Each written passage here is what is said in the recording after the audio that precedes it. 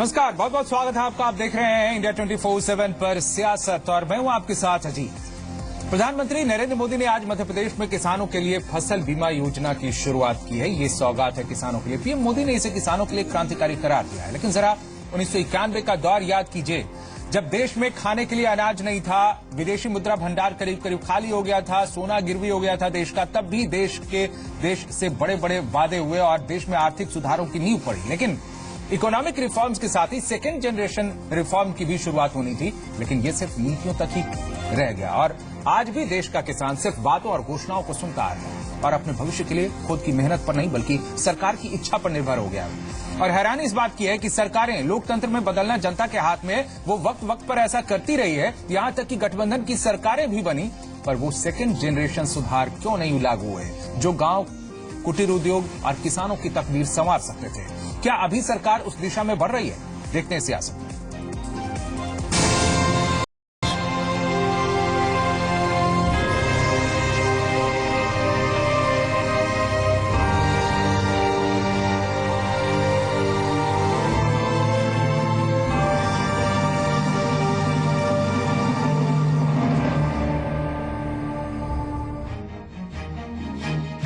किसान एक बार फिर चर्चाओं में है। किसानों की एक बार फिर बात हो रही है। आसपास कोई चुनाव नहीं है, लेकिन बजट नजदीक है। मध्य प्रदेश के सीहोर में प्रधानमंत्री नरेंद्र मोदी ने ऐतिहासिक फसल बीमा योजना की शुरुआत कर दी। हालांकि पहले से भी एक फसल बीमा योजना चल रही थी, लेकिन पीएम का कहना है कि नई योजना को किसानों के हित को सामने रखकर तैयार किया गया है। बीमा कंपनियां तय करती थी, मजबूरी का फायदा उठाती थी। इस सरकार ने निर्णय कर लिया कि हम जब बीमा योजना करेंगे तो रबी फसल के लिए 1.5% से ज्यादा किसान से प्रीमियम नहीं लिया जाएगा और खरीफ में 2% से ज्यादा नहीं लिया जाएगा। कहां 12-14% तक लूटा जाता था और कहां 2% का टैक्स लगा। पीएम ने इस मौके पर नई बीमा योजना की खूबियां गिनाई। प्रधानमंत्री ने 2022 का टारगेट सामने रखा और ऐलान कर दिया कि हम तब तक किसानों की आय दोगुनी कर देंगे। इस दौरान पीएम ने कहा कि 14 अप्रैल से नेशनल एग्रीकल्चर मार्केट की शुरुआत की जाएगी, जिससे किसान किसी भी राज्य में अपनी फसल बेच सकेगा।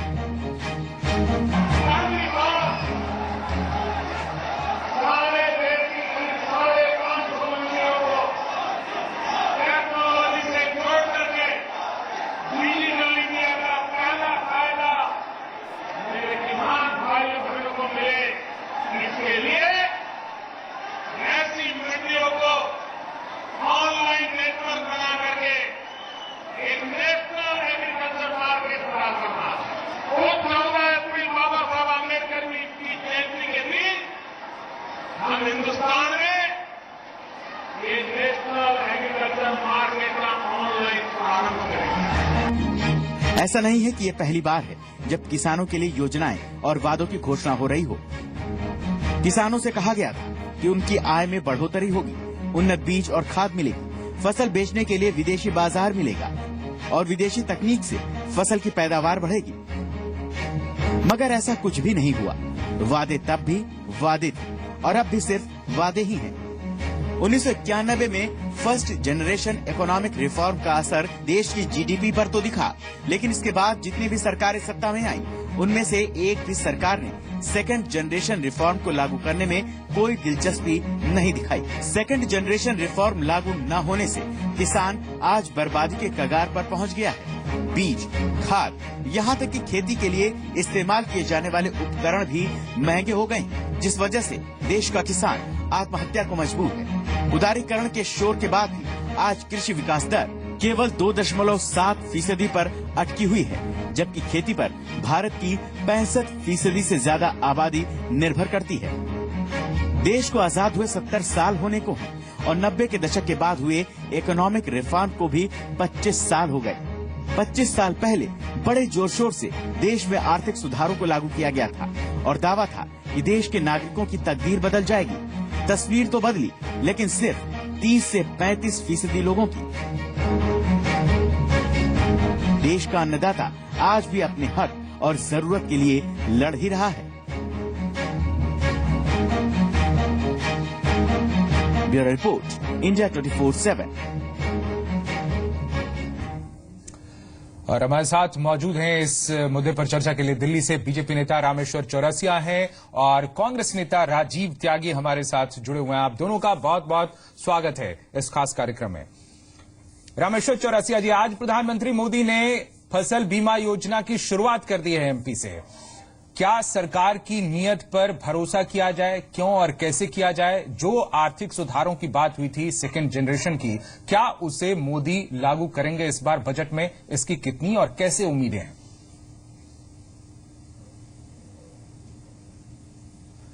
देखिए, धीरे धीरे मोदी जी की सरकार का देखिए तो बड़े कदम उठाए जा रहे हैं। जहां तक आपने पूछा है, आज फसल बीमा योजना की जो शुरुआत की है, ये बात आप दिखा भी रहे हैं कि 65 से 70% के लोग जो हैं अभी भी कृषि पर निर्भर हैं।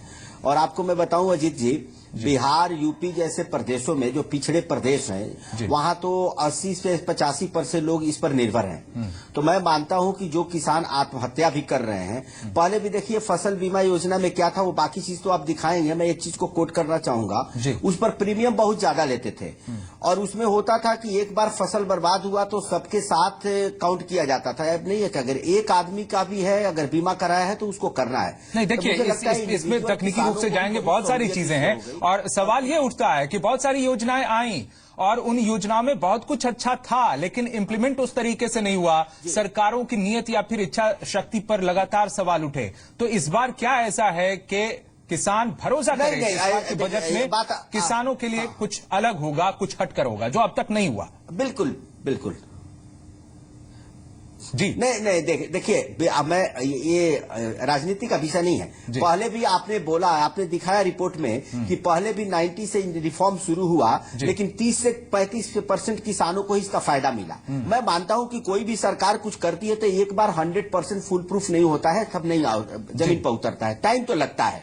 अब फिर इसकी शुरुआत हुई है तो मैं मानता हूं कि मैच्योर होने में टाइम लगेगा, लेकिन आखिर बेनिफिशियरीज तो होंगे, एक ही बार सब नहीं होंगे और सारी चीज एक ही बार नहीं लूपहोल बंद कर दिए जाएंगे। आप मानते हैं कि 1991 के बाद से जो आर्थिक सुधार हुए उनकी दिशा सही थी और वो सही तरीके से काम कर रही है वो नीतियां, और उसका अब फल दिखने लगेगा, परिणाम दिखने लगेगा? देखिए, ये क्रिटिसिज्म का मामला नहीं है। कोई भी नीतियां लागू होती है तो आपने अभी दिखाया कि 30 से 35% लोगों को फायदा तो हुआ जी। कोई भी सरकार रही हो, अटल जी की रही हो, मनमोहन सिंह जी की रही हो, चाहे नरसिंह जी की रही हो, अगर फायदा हो रहा है या फिर इस नीतियों में थोड़ा फेरबदल करके इसको और मॉडर्नाइज किया जा रहा है ताकि ज्यादा से ज्यादा किसानों को फायदा हो। देखिए, परिस्थिति के अनुसार आप कहते हैं कि सियासत की बात नहीं है, राजनीति की बात नहीं है, लेकिन राजनीति की ही बात रही है और उसी से गाइडेड होती हैं काफी सारी चीजें, काफी नीतियां, इंप्लीमेंटेशन, सब कुछ, और उसका असर पड़ता है, इसलिए सवाल उठना वाजिब है। राजीव त्यागी हैं कांग्रेस के नेता। राजीव जी, रामेश्वर चौरसिया ने एक तरह से कहें कि तारीफ की है कि 1991 के बाद जो आर्थिक सुधार लागू हुए उनका असर धीरे धीरे दिख रहा है और अब आगे दिखेगा, तो वो तो बहुत पॉजिटिव एक तरह से कहें सपोर्ट कर रहे हैं आपको। मोदी की नीतियों को लेकर आपका क्या कहना है? मोदी जिस तरीके से आगे बढ़ रहे हैं, क्या वो सेकेंड जनरेशन रिफॉर्म की दिशा है? देखिए, रामेश्वर चौरसिया जी का साधुवाद कि उन्होंने कांग्रेस पार्टी की नीतियों को कहा कि अच्छी नीतियां थी। दूसरी बात उन्होंने कही कि पुरानी एक योजना थी जिसका नवीनीकरण किया गया, जिसमें प्रीमियम घटाया गया किसानों की योजना को लेकर के। 13-14 जो फाइनेंशियल ईयर था उसमें एग्रीकल्चर ग्रोथ 4.7% के हिसाब से हो रही थी पूरे देश में, जो आज 15-16 में 1% के हिसाब से रह गई है, जो चिंता का विषय है। करीब 65% वर्क फोर्स जो है आज भी खेती के उस पे खेती पे निर्भर है और उसको अगर आप नहीं उठाएंगे, उसको खेती को या किसान को नहीं उठाएंगे तो चिंता का विषय है। दूसरी बात, 6/4/2014 को माननीय मोदी जी ने एक स्टेटमेंट दिया था कि क्यों ना किसान को जो कॉस्ट प्राइस मिलनी चाहिए, वो मिनिमम सपोर्ट प्राइस जो होनी चाहिए, वो कॉस्ट प्राइस में 50% प्रॉफिट जोड़ करके देनी चाहिए। लेकिन गेहूं और चावल के किसान को 50 रुपए सिर्फ बढ़ाया गया, जो चिंता का विषय है। एमएसपी अगर आप देखेंगे तो 2004 और 2014 के बीच में चावल की और गेहूं की जो एमएसपी है प्रत्येक वर्ष 15% बढ़ी है। कॉस्ट प्राइस अगर आप देखेंगे जो बढ़ के आई है, ये यूपीए के सरकार के टाइम पे, कांग्रेस पार्टी की सरकार के टाइम पे होती थी। दूसरी बात मैं आपको कहना चाहूंगा कि आज किसान जिस तरह से आत्महत्या कर रहा है, और अकेले महाराष्ट्र में 60 दिन में 124 किसान आत्महत्या कर चुके हैं। सरकार अब देखिए राजीव जी, भले रामेश्वर चौरसिया ने सवाल नहीं उठाए हो, लेकिन हमारा मूल टॉपिक यही है और इस पर हम कल भी चर्चा कर चुके हैं। हमारे चैनल पर लगातार एक सीरीज के तौर पर हम चर्चा कर रहे हैं और ये बातें सामने आई हैं कि जो आर्थिक नीतियां लागू हुई 1991 में, उसका खामियाजा भुगतना पड़ा उन किसानों को, गरीबों को, खेतिहर मजदूरों को और स्मॉल स्केल इंडस्ट्रीज को, कहें कुटीर उद्योगों को इसका खामियाजा भुगतना पड़ा। जो स्थितियां रही, स्पष्टीकरण दे दूं मैं आपको। जी, तो इसका जवाब तो देना पड़ेगा। देखिए, अगर आप सेंसस को देखेंगे, देश के सेंसस को 47 से लेकर के 1980-81 शायद बीच में आता है, 2016 के 2015 के बीच में, उस टाइम की पॉपुलेशन अगर आप देखेंगे तो वो करीब 70 करोड़ के आसपास बैठती है, और 80 के दशक के बाद जो पॉपुलेशन बढ़ती है तो 125 करोड़ हो जाती है। तो देखिए, हिंदुस्तान की दिक्कत सबसे बड़ी है, पॉलिटिकल लोगों को स्वीकार करना चाहिए कि जो पॉपुलेशन एक्सप्लोजन हुआ वो चिंता का विषय। हालांकि 2011 के सेंसस से मैं थोड़ा सा, क्या आपको लगता नहीं है कि पिछले 25 सालों में 3 लाख किसानों ने आत्महत्याएं की हैं? तो सवाल ये है, लगातार सुर्खियों में रही हैं ये खबरें कि किसान ने आत्महत्या की, कभी विदर्भ में, कभी बुंदेलखंड में, कभी महाराष्ट्र में, कभी यूपी के किसी जिले में। तो ये क्या चिंताजनक बात नहीं है? और ऐसी स्थिति हमने क्यों बना दी जहां पर कभी खेती किसानी को लेकर लोग उन्नत तरीके से रहते थे, आज आत्महत्या करने को आखिर क्यों मजबूर हुए? वो कौन सी नीतियां थी? क्या इस पर ध्यान नहीं दिया जाना चाहिए था? त्यागी जी, देखिए, आत्महत्या, किसानों की आत्महत्या, चाहे वो भारतीय जनता पार्टी के रिजीम में हो, चाहे वो कांग्रेस पार्टी के रिजीम में हो, चिंता का विषय है और इसके लिए ही लेकर के नीतियां बनाई जाती हैं। मिनिमम सपोर्ट प्राइस में इंक्रीज किया जाता है, टाइम पे यूरिया दिया जाता है, और साथ साथ अगर ऋण है, ऋण को माफ किया जाता है। तो हुआ क्या? आज चिंता का विषय ये है कि 1 लाख, वही मैं बताने जा रहा था आपको, अगर आप बीच में ना बोले। जी। देखिए, मैंने कहा नीतियां बनाने की बात है। मिनिमम सपोर्ट प्राइस अगर 550 रुपए गेहूं का था, वो बढ़ करके अगर 1450 रुपए होता है, 1500 रुपए होता है, तो इससे आप परचेजिंग पावर किसान की बढ़ाते हैं। अगर आप देखेंगे कि आप किसानों पे ऋण है, तो कांग्रेस पार्टी के टाइम पे 72,000 करोड़ के ऋण एक तरफा माफ किए गए थे किसानों के। आज सुप्रीम कोर्ट ने अभी कल परसों ही संज्ञान लिया है कि 1,21,000 करोड़ के ऋण जो उद्योगपतियों के माफ किए जा रहे हैं, जो ऐसे उद्योगपति जो कि लेविश लाइफ जी रहे हैं, तो वो चिंता का विषय है। किसानों के प्रति गंभीर होकर के भारतीय जनता पार्टी को 2-3 काम करने चाहिए। मेरा सजेशन है, शायद रामेश्वर चौरसिया जी इसको आगे पहुंचाएंगे। हम एफडीआई इन डिटेल लेके आना चाहते थे। एफडीआई इन डिटेल लाना की मंशा ये थी कि देश का आज भी सब्जी और फल का जो मार्केट है, उसका 40% प्रोड्यूस जो है वो खेतों में या रास्ते में सड़ जाता है, क्योंकि अभी हमारे पास, देश के पास इंफ्रास्ट्रक्चर नहीं है। उस इंफ्रास्ट्रक्चर को बेहतर करने के लिए अगर आप एफडीआई डिटेल लाएंगे, तो एफडीआई कंपनी जो है निश्चित रूप से खेत में जाकर के किसान से उसका उपज को लेने का काम करेगी, और साथ साथ लोगों को सस्ता माल मिलने का काम करेगी। नहीं, लेकिन समझ नहीं पा रहे हैं ना लोग इस बात को। देखिए, जो स्थितियां हैं वो बता रही हैं, विदेशी मुद्रा भंडार बढ़ा, एफडीआई बढ़ा है, लेकिन किसानों को मिला क्या? किसान की स्थिति धीरे धीरे खस्ता हाल होती चली गई। जो खेत जोतते थे आज मजदूरी कर रहे हैं। तो ये स्थिति उनकी क्यों बन गई? देश एक तरफ से आप जो आंकड़े बता रहे हैं, जीडीपी बढ़ता चला गया, आखिर किसानों की हालत बिगड़ती क्यों चली गई? वो इंफ्रास्ट्रक्चर की जो बात कर रहे हैं, वो कौन बनाएगा? क्या बीजेपी बनाएगी या कांग्रेस सरकार बनाएगी? कौन बनाएगा? वो किसकी जिम्मेदारी है? त्यागी जी, देखिए, ये जो सरकार सत्ता में बैठी होती है, उन्हीं की जिम्मेदारी होती है। विगत 10 साल में अगर आप देखेंगे, जो 2004 से 2014 के बीच का आप आंकड़ा देखेंगे, तो उसमें किसान को कुछ खुशहाली मिलने का काम हुआ। हालांकि जो आपकी रिपोर्ट कहती है, मैं उससे सहमत हूं, करीब 35-40% लोगों को उसकी खुशहाली मिलने का काम हुआ। लेकिन जो छोटी जोत के किसान हैं, जो 2 एकड़ से कम के किसान हैं, मतलब करीब 10 बीघे वाले जो किसान हैं, तो उन किसानों के लिए वो लेकर के भी सबसे बड़ी बात यह कि वो सूदखोर के चुंगल से कैसे बाहर निकले, उसको देखिए। सबसे बड़ा काम हमने ये किया था कि जो 12% पे किसानों को, छोटे किसानों को ब्याज मिलता था, उसको घटा करके हमने 4% पे किया। 11 करोड़ क्रेडिट कार्ड जो है कांग्रेस पार्टी सरकार ने पूरे देश में बांटने का काम किया।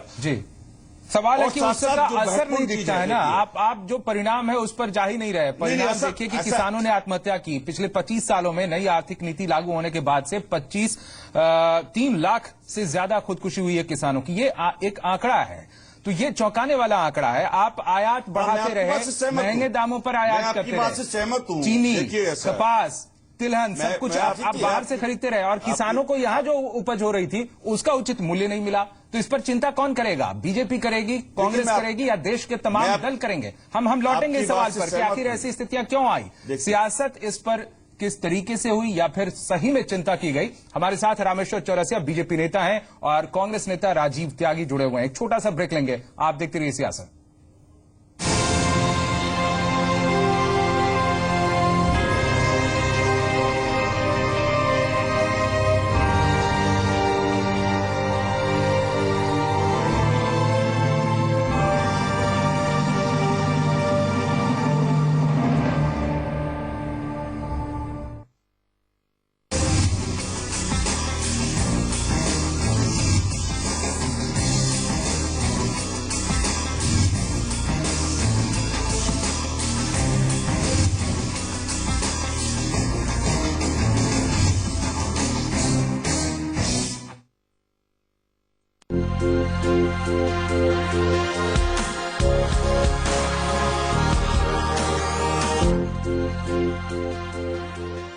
अरे पेंसिल, सूखी लकड़ी, Hey, matchstick! Hey, skeleton! अरे दुबली, स्केल! अब कोई नहीं पुकारेगा इन नामों से। आयुर्वेद न्यूट्रीगेन से वजन बढ़ा के हम फिट हैं। वजन बढ़ाने के लिए आयुर्वेद न्यूट्रीगेन मेडिकल्स में उपलब्ध।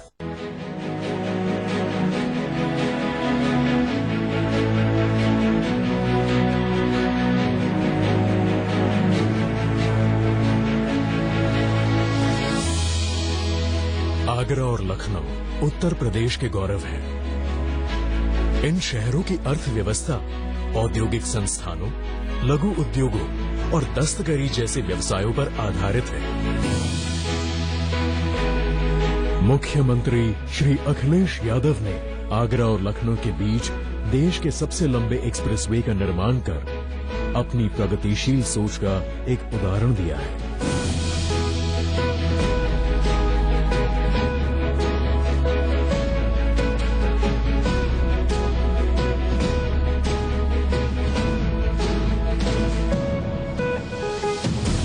दो किलोमीटर की लंबाई, 13 बड़े पुल, 8 फ्लाईओवर्स, 6 लेन्स, जिसका विस्तार 8 लेन्स तक किया जा सकता है।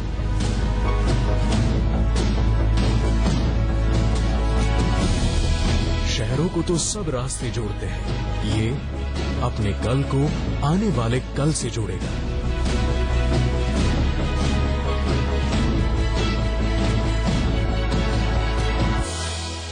आगरा लखनऊ एक्सप्रेसवे।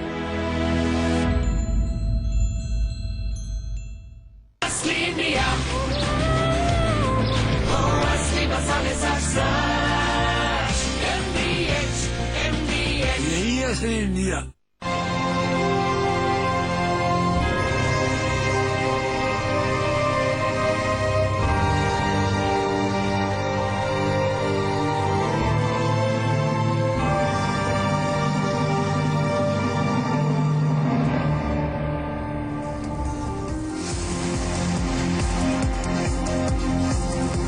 तो भारत में आर्थिक सुधारों को लागू हुए 25 साल हो गए, नई आर्थिक नीति लागू हुए, लेकिन उसका लाभ किसानों को, गरीबों को, मजदूरों को नहीं हो पाया। कुटीर उद्योग या फिर गांव नहीं संभल पाए, उल्टे उनकी हालत खस्ता होती चली गई। हम इस पर चर्चा कर रहे हैं। हमारे साथ दो खास मेहमान हैं। राजीव त्यागी हैं कांग्रेस के नेता और रामेश्वर चौरसिया हैं बीजेपी के नेता। त्यागी जी के पास जाएंगे, लेकिन पहले चलते हैं रामेश्वर जी के पास। इससे पहले जो बातें हो रही थी, त्यागी जी ने जो तर्क दिया वो कहां तक आपको सही लगता है कि खेती के लिए, किसानी के लिए इंफ्रास्ट्रक्चर हमारे पास नहीं ऐसा है कि बाजार हमने नहीं बनाया। नहीं रामेश्वर जी, बाजार हमने नहीं बनाया, इसलिए हम एफडीआई लेकर आ जाए। ये किस तरह का सॉल्यूशन है जो त्यागी जी कह रहे थे? पहले आप जवाब दीजिए, फिर त्यागी जी के पास चलेंगे। हाँ ठीक है जी। नहीं, देखिए हम उस समय एफडीआई का इसलिए विरोध करें कि जब अपना स्ट्रक्चर आप मजबूत नहीं रखिएगा तो फॉरेन कंपनियों को छोड़िएगा तो किसानों का और दोहन होगा। वो एक अलग विषय। 2-3 सवाल इन्होंने उठाया। अभी ग्रोथ की बात कर रहे थे जी। त्यागी जी, हम कह ले आप कह ले वो मायने नहीं रखता। देश को मालूम है, जब से गुजरात में, महाराष्ट्र, मध्य प्रदेश में, बिहार में हम लोग सरकार में थे, बिहार में हम लोग सरकार में आए तो एग्रीकल्चर ग्रोथ 12 तक ले गए। मध्य प्रदेश में शिवराज जी के समय अभी भी 18 से 20। चौरसिया जी, फिर आप आंकड़ों में जा रहे हैं। आंकड़े तो अभी भी बता रहे हैं, अभी लेटेस्ट ये इन्फॉर्मेशन है 7.5% रहने का अनुमान है वृद्धि दर भारत का 16-17 में, लेकिन हासिल नहीं हो रहा है ना किसानों को। आप एक मिनट, अरे एक मिनट, अरे बात तो सुन लीजिए, आप बीच में मत टोकिए। मैं लंबा बोल ही नहीं रहा हूँ, आपने देखा मैं अपने टाइम में बोलता हूँ। जी। उसमें पूरे देश का जोड़ा जाता है तो स्टेट का ही जोड़ा जाता है। मैं आपको बता रहा हूँ कि कृषि पर स्टेट गवर्नमेंट को ज्यादा ध्यान देना होता है सब्जेक्ट पे, केंद्र मदद करता है जी। तो हमने तो इन्हीं की सरकार में मदद की, केंद्र आप कृषि पर हमने, हमारी स्टेट गवर्नमेंट ने ध्यान दिया तो ग्रोथ बढ़ा। मैं रू कर आज क्या हो रहा है, इन्होंने कहा एमएसपी प्राइस। राजीव जी, आपको मालूम नहीं है तो आप जानकारी लीजिएगा बिहार और यूपी से। बिहार में 3 तरह की खरीदारी होती है। एक तो सेंटर पैसा दे दिया, एफसीआई खरीदती है, जहां खरीद रही है पूरा हो रहा है। मध्य प्रदेश में हमारी सरकार पूरा खरीद रही है एमएसपी देके। बिहार में 1410 एमएसपी धान का है। आप पता कर लीजिए पिछले 2 सालों से, जब से हम लोग सरकार से बाहर आए हैं, 900-1000 में किसान मजबूर है बेचने को। ठीक है, आपका कहना है कि आपकी सियासत बहुत अच्छी दिशा में जा रही है और राज्य में जहां जहां आपकी सरकारें हैं आप कृषि पर ज्यादा ध्यान दे रहे हैं और किसानों का भला हो रहा है, ऐसा दावा है आपका। राजीव त्यागी इस पर सवाल उठा रहे हैं। जी राजीव जी, अब जो बीमा वाली बात हुई, रामेश्वर जी, हम लौटेंगे बीमा पर। राजीव जी, रामेश्वर जी, मेरी बारी है अब शायद। 18 करोड़ लोगों का 1 मिनट का समय दे दीजिएगा। मेरा कहना यह है इसमें, एक लाइन में मैं खत्म कर रहा हूं। अच्छा चौरसिया जी बोल लीजिए, चौरसिया जी बोल लीजिए, 1 मिनट में खत्म कर लीजिए। रुके तो जी, नहीं 1 मिनट जी बताइए। 1 मिनट मैं ये आपको बोल रहा हूं कि अभी जो मोदी जी ने लागू किया फसल बीमा योजना, आप देखिए 18 करोड़ लोगों का जो अकाउंट खुला, उसमें क्या होगा, बिचौलिए नहीं आएंगे, किसानों को डायरेक्ट फायदा होगा, मजदूरों को डायरेक्ट फायदा, छोटे किसानों को फायदा होगा, जिसकी चिंता आपको थी। वही तो मैं कह रहा हूँ, हर सरकार सुधार के लिए कुछ करती है तो उसका अचीवमेंट होता है। अब ये जो अचीवमेंट होगा, जो बचे हुए हैं गरीब लोग हैं, उनके लिए बड़ा अचीवमेंट होगा। ठीक है, अब राजीव त्यागी को अपनी बात रखने दीजिए। राजीव जी, सही दिशा में जा रही है मोदी सरकार किसानों को लेकर, खेतिहर मजदूरों को लेकर। देखिए, ये कांग्रेस पार्टी के आंकड़े नहीं है जो मैं देने जा रहा हूं, ये इकोनॉमिक सर्वे ऑफ इंडिया के हैं और वो 2015 के आंकड़े हैं, जो ये बताते हैं कि किसानों का जो प्रोड्यूस है वो करीब 13-14 में 2650 लाख मैट्रिक टन हुआ करता था, जो घट करके 2570 लाख मैट्रिक टन पे आ गया है। और लेटेस्ट आंकड़ा जो कहता है कि अभी जो लेटेस्ट आर्टिकल्स आए हैं कि करीब 96 लाख मैट्रिक टन गेहूं हम लोगों को यहाँ प्रोड्यूस होता था और करीब 84 lakh metric tonne right to food के लिए चाहिए हम लोगों को और पूरे देश के लिए चाहिए। लेकिन इस बार जो है उससे नीचे जाने का काम करेगा गेहूं का प्रोडक्शन। आपने पूछा कि देश में क्या हुआ। एक टाइम था, शायद रामेश्वर चौरसिया जी भी जानते होंगे और मेरी बात से सहमत होंगे, कि एक वक्त था कि जब गेहूं जो है, हम लाल गेहूं ऑस्ट्रेलिया और अमेरिका से मंगाया करते थे और हमारे शास्त्री जी से लेकर के इंदिरा जी के नेतृत्व में जब हरित क्रांति हुई, ठीक है, उसके बाद हम उसका प्रोड्यूस को जो है ना बाहर भेजना शुरू। हम बात कर रहे हैं हरित क्रांति के वक्त जो हमने लीड ली थी, फिर आर्थिक नीति जब लागू की हमने 1991 में, उसके बाद से फिर कृषि पर हमारा जोर जो होना चाहिए था वो क्यों नहीं हुआ, और क्या अब वो दिन वापस लौटेंगे, ये सवाल है त्यागी जी।